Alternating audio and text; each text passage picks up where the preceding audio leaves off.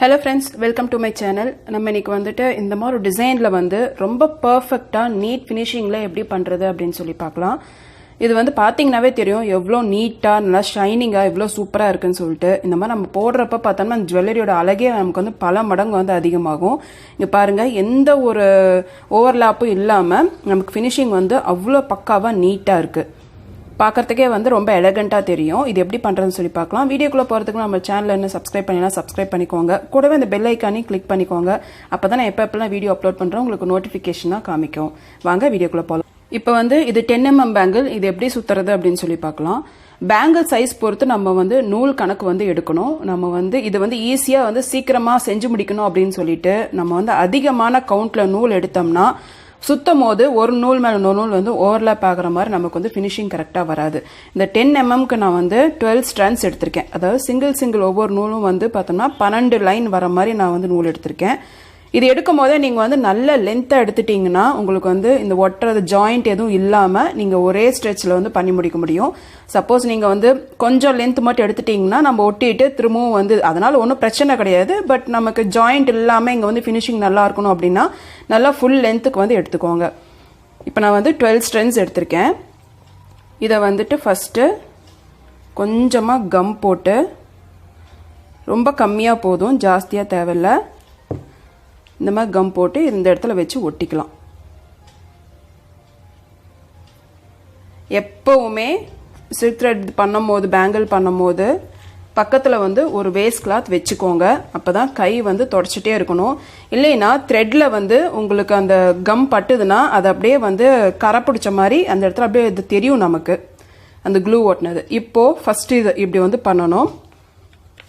ஏற்கனவே சுத்த தெரிஞ்சவங்களுக்கு பிரச்சனை இல்லை. பிகினர்ஸ்க்காக நான் ஸ்டார்டிங்லேருந்து ஒன்றா சொல்கிறேன். இப்போ இதை வந்து பண்ணணும். இப்போ அது சுத்தம் போது என்ன பண்ணணும்னா இப்படி ஸ்ப்ளிட் பண்ணி விட்டுக்கோங்க த்ரெட்டை. இப்போ லைட்டாக அப்படி ஷேக் பண்ணிங்கன்னா இப்படி கொஞ்சமாக நகர்த்தி விட்டிங்கன்னா அப்படியே த்ரெட்டு வந்து பிரிஞ்சிரும். ஒன்று மேலே ஒன்று இருக்காது. ஃபர்ஸ்ட் இது மட்டும் நம்ம ஒட்டினதை பொறுத்து ஏதாவது ஒரு த்ரெட்டு வந்து ஓவர்லாப் ஆகலாம். அதுவும் நீங்கள் இப்படி நைஸாக அப்படி தடை விட்டிங்கன்னா உங்களுக்கு வந்து கரெக்டாக வந்துடும். இந்த மாதிரி ஆகிடும். இப்போ இதை ஒரு சுத்தும் போது இந்த இடத்துல லூஸ் கொடுக்காம அழுத்தி பிடிச்சிக்கோங்க. இதை எடுத்துருங்க. திரும்பவும் இந்த நூலை வந்து இப்படி வச்சுக்கிறோம். இதையும் வந்து ஸ்ப்ரெட் பண்ணுறோம். இதே மாதிரி ஒவ்வொரு தடவையும் சுத்தும் போது ஸ்ப்ரெட் பண்ணணும். ஸ்டார்டிங்கில் கொஞ்சம் கஷ்டமாக இருக்க மாதிரி இருக்கும். ஆனால் நீங்கள் சுற்றிட்டே இருந்தீங்கன்னா உங்களுக்கு வந்து பழக்கம் ஆகிடும். ஸ்ப்ரெட் பண்ணிவிட்டு லைட்டாக அப்படி வந்து தள்ளி விடணும். அப்போ தான் இந்த நூல்லாம் வந்து நெருக்கமாகும். இல்லைன்னா லூஸாக நமக்கு வந்து கேப் வர ஆரம்பிச்சிடும். இந்த இடத்துல பாருங்கள் நான் நூல் வந்து டைட்டாக இழுத்து பிடிச்சிட்ருக்கேன். ஏன்னா இந்த இடத்துல வந்து லூஸ் வரக்கூடாது அப்படின்றதுக்காக.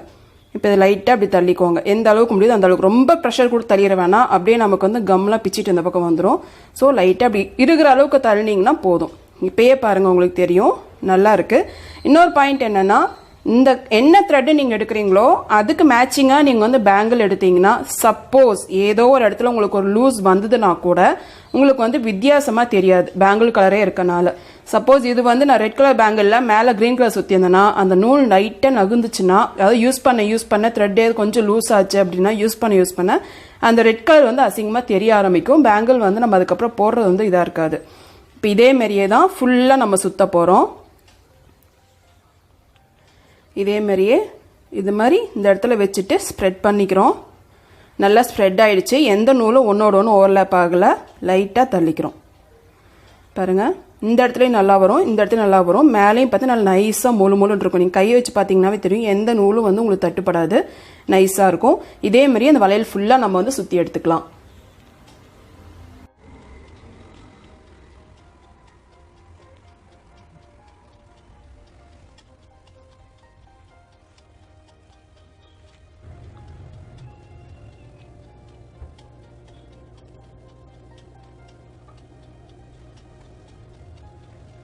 முடிச்சாச்சு. இப்போ இது வந்து எப்படி ஒட்டுறதுன்னு பார்க்கலாம். இந்த இடத்துல அழுத்தி பிடிச்சிட்டு இங்கே கீழே வந்து கம் போட்டுக்கலாம். கம் வந்து இந்த ஃபுல் நெட்டுக்கு அப்படியே வந்து போடுங்க. கொஞ்சம் மட்டும் போட்டோம்னா அது நமக்கு வந்து ஒரு மாதிரி நல்லா இருக்காது. இது ஃபுல்லாக அப்ளை பண்ணிட்டு பாருங்க இது ஃபுல்லாகவே அப்ளை பண்ணியிருக்கேன். இந்த பேங்கிள் வித்துக்கு ஃபுல்லாகவே. இப்போ இந்த த்ரெட் எடுத்து இதில் இப்படி ப்ரெஸ் பண்ணி எடுங்க. ப்ரெஸ் பண்ணி எடுத்தோம்னா நமக்கு எவ்வளோ தூரம் வந்து நமக்கு த்ரெட்டு தேவைன்னு தெரியும் கம் ஒட்டிட்டு இருக்கிற இடம். நம்ம அதை மட்டும் கட் பண்ணிடலாம். இப்போ இதை அப்படியே பிடிச்சிட்டு அந்த கம் இருந்த இடத்துல ஒட்டிடுங்க. இது ஏன் இப்படி ஒட்டுறோம் அப்படின்னா, இந்த பாதியோட ஒட்டினோம்னா நமக்கு அது வந்து பாதி மட்டும் அப்படியே கட்டான மாதிரி நமக்கு நல்லா தெரியும். இப்போ இது ஃபுல்லாக இது வரைக்கும் ஒட்டினதுனால நமக்கு வந்து நல்லா இருக்கும் ஃபினிஷிங். இப்போ பாருங்கள், பேங்கிள் ஃபுல்லாகவே நம்ம வந்து சுற்றி முடிச்சாச்சு. ஃபினிஷிங் பார்த்தீங்கன்னா நல்லா நைஸாக இருக்கும். நீங்கள் கை வச்சுட்டு பார்த்தீங்கன்னாவே தெரியும், எங்கேயுமே நூலும் தட்டுப்படாது, அவ்வளோ நைஸாக இருக்கும். இப்போ இதுக்கு மேலே நம்ம வந்து ஸ்டோன் ஒட்டலாம். இப்போ வந்து இந்த ஸ்டோன் லேஸ் வச்சு இந்த பேங்கிள் மேலே ஒட்டி நம்ம வந்து நூலை வச்சு அப்படியே சுற்றிட போகிறோம். அது எப்படின்னு பார்க்கலாம். இது இருக்கட்டும். இதுக்கு மேலே வந்து இப்போ கம் அப்ளை பண்ண போகிறோம். ரொம்ப ஜாஸ்தி கொசன்னு அப்ளை பண்ண வேண்டாம். ஏன்னா அப்படி அப்ளை பண்ணோம்னா நமக்கு வந்து அந்த திட்டாக கம்மு தெரியும். லைட்டாக ஒரு சிங்கிள் லைன் அப்படியே நீங்கள் போட்டு வந்தீங்கன்னாவே போதும். இந்த அளவுக்கு கம் அப்ளை பண்ணால் போதும். நம்ம லேஸ் வச்சு அதை அட்ஜஸ்ட் பண்ணிக்கலாம்.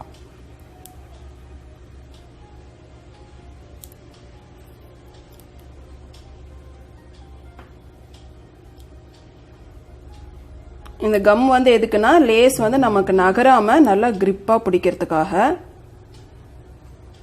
இது ஒட்டுமா அப்படின்னா நல்லா ஒட்டிக்கும்.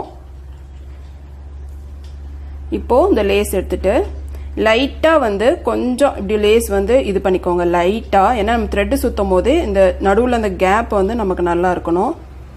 அப்படி இருந்தாலும் ஒரு ஸ்டோன் வந்து நல்லா வந்து ஒட்டிகிட்டு இருக்கும், அது ஒன்றுமே பண்ண முடியாது. இப்போது இது மேலே வைக்கும் போது நல்லா அழுத்தி விட்டுருங்க.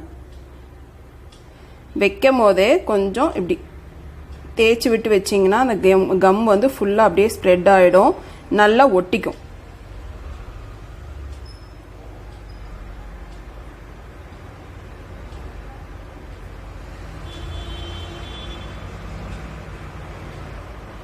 இந்த மாதிரி ஒட்டிட்டு எக்ஸஸாக இருக்கிறத கட் பண்ணி எடுத்துடலாம்.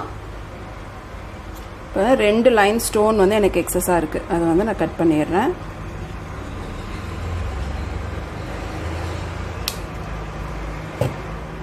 இதை வந்து இப்படி ஒட்டிடலாம். கொஞ்ச நேரம் ஒரு 2-3 செகண்ட்ஸ் இப்படி அழுத்தி பிடிச்சிங்கன்னா போதும், நல்லா ஒட்டிடும். நல்லா ஒரு தடவை அமுத்தி விட்டுருங்க.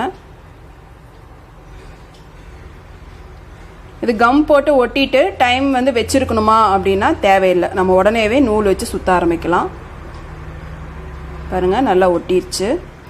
ஸ்ட்ரெயிட்டாக இருக்கா அப்படின்னு சொல்லி பார்த்துக்கோங்க, அட்ஜஸ்ட் பண்ணிக்கோங்க.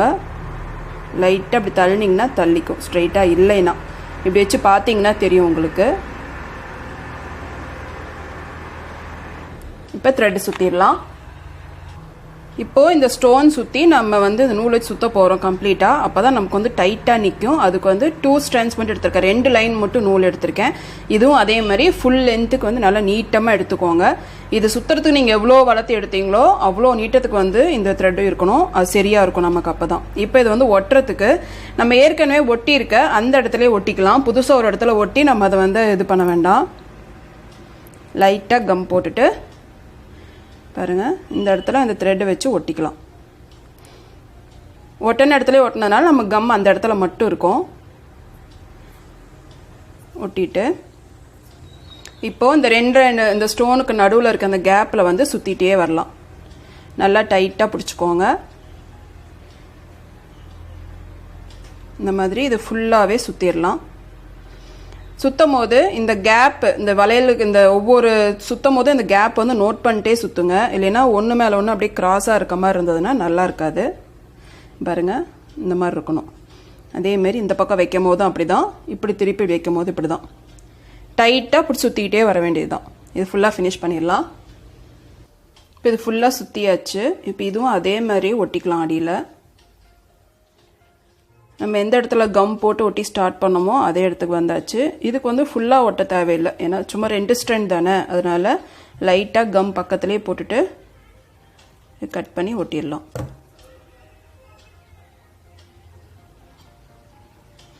அவ்வளோதான், நம்மளோட பேங்கிள் பாருங்கள் சூப்பராக ரெடி ஆயிடுச்சு. இந்த நூல் போட்டிங்கன்னா தான் நல்லா கிரிப்பாக இருக்கும்.